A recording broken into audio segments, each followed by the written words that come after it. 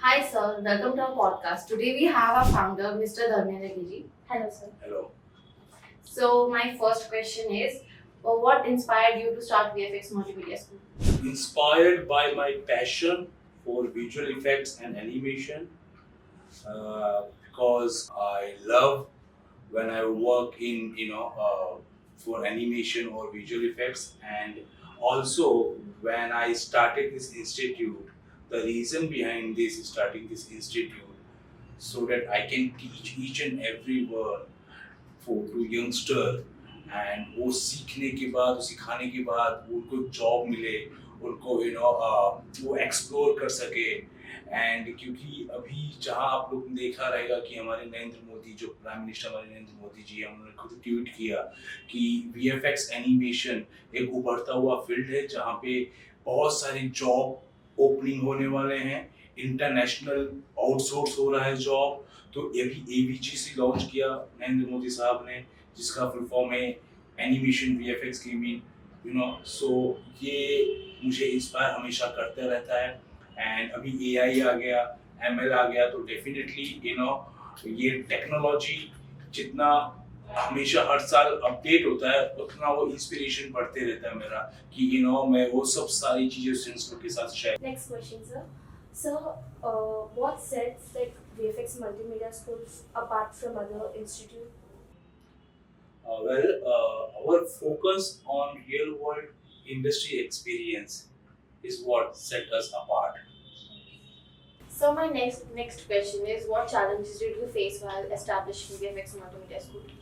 Challenge as such, yes, the biggest challenge is was building the credibility and trust between students and parents. The reason behind this, when we started this organization institute, our pure nature and the pure focus is on education.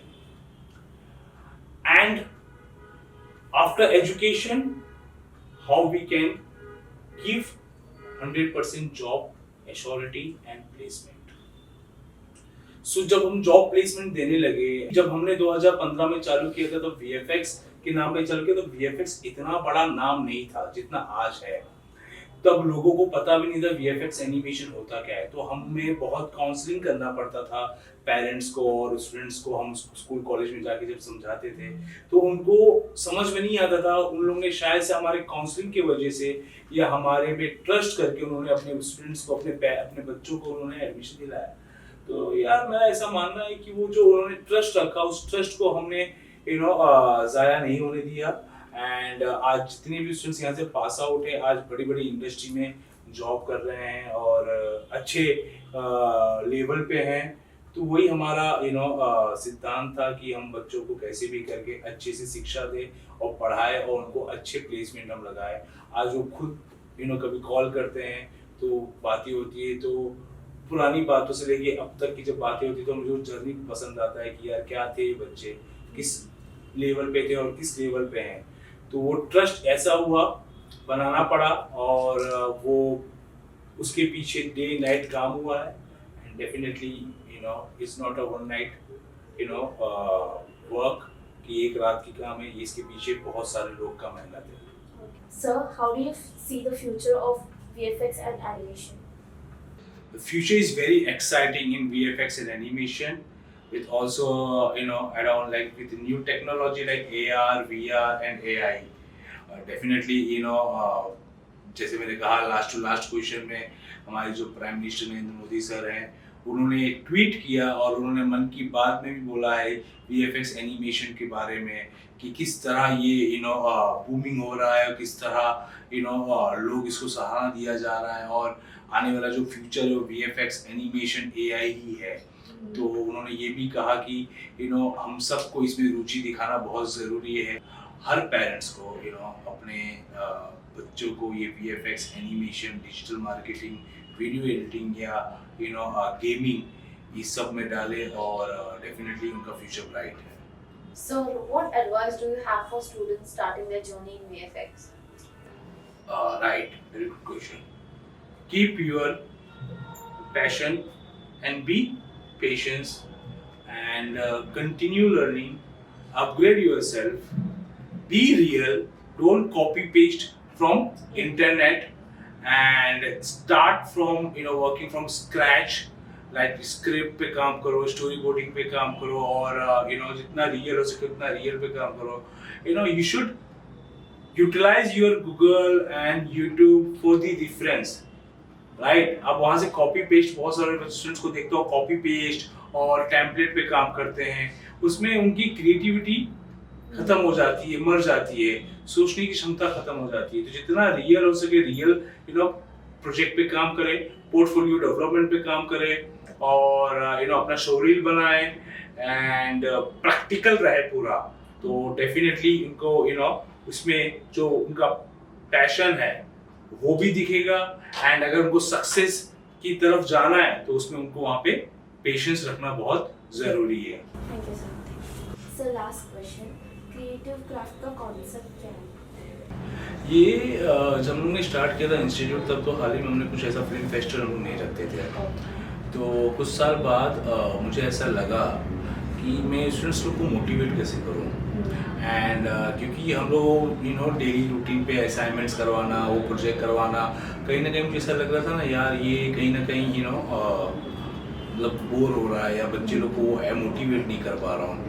तो इसको एक proper propaganda बनाते हैं, and इसको एक show रखते हैं जिसका हम लोग ने नाम रखा क्रिएटिव क्राफ्ट फिल्म फेस्टिवल, जहाँ पे उनको आपस में ही हम लोग कंपटीशन करने लगे. और ये कंपटीशन में हम लोग जो टॉपिक रखते हैं, अभी जो हाल ही में हम लोग ने टॉपिक रखा है, जितने भी टॉपिक हैं, जितने भी सब्जेक्ट हम लोगों ने रखा है, सब इंडस्ट्री के रिलेवेंट रखा है कि वो सीख सके. एंड प्रैक्टिकली उसमें जो गाइडलाइन हम लोग ने दिया है, वो गाइडलाइन इतना स्ट्रॉन्ग है कि वो एक भी चीज़ इंटरनेट से नहीं ले सकते हैं. उनको सारी की सारी चीज़ें स्टार्ट फ्रॉम बुक और पेन, और drawing, and scripting process, time management, उसमें सीखते हैं उन लोग shoot, direction, acting, and animation, compositing, सारी की सारी चीज़ें उन लोग. प्रोडक्शन कैसे होता है, प्री प्रोडक्शन कैसे होता है, प्रोडक्शन कैसे होता है, पोस्ट प्रोडक्शन में कैसे काम करते हैं, एंड इसको टाइम मैनेजमेंट में कैसे काम करते हैं, फंडिंग क्या होता है. तो ये जब पूरा लोग प्रैक्टिकली सीख जाते हैं ना, तब इनका एक कॉन्फिडेंट लेवल नेक्स्ट लेवल पे रहता है. ठीक है. तो इसके पीछे कॉन्सेप्ट यही है कि यार वो 100% प्रैक्टिकली उन लोग सीखे, एंड जो इंडस्ट्री में जैसे काम होता है वो सेम चीज़ उन लोग यहाँ पे वो करके जाए. तो यही कॉन्सेप्ट है. और इससे हम लोग को काफ़ी, इससे मतलब हम लोग को तो नहीं, इससे ज़्यादा से ज़्यादा स्टूडेंट्स लोग को काफ़ी फ़ायदा हुआ है. उनको काफ़ी कुछ सीखने मिलता है, उनको काफ़ी जिसको बोलते हैं पीयर प्रेशर. वो पीयर प्रेशर कैसा होता है, बाय हुक और by crook they have to participate in this competition. तो डेफिनेटली उनके पास एक टाइम लिमिटेशन रहता है, और जो प्रोडक्शन में भी होता है, इंडस्ट्री में भी होता है कि यार एक टाइम लिमिटेशन पे काम करना, और उसको रिलीज डेट तक काम करना.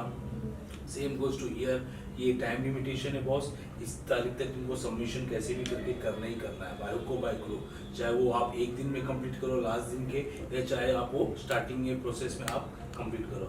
तो वो सीखना, टाइम मैनेजमेंट और टाइम के साथ असाइनमेंट्स और प्रोजेक्ट को सबमिट करना, वो सबसे बड़ा टास्क और सबसे बड़ा चैलेंज होता है. तो उनको वो सिखाना, इस उद्देश्य था क्रिएटिव क्राफ्ट फिल्म फेस्टिवल चालू करना. Thank you sir.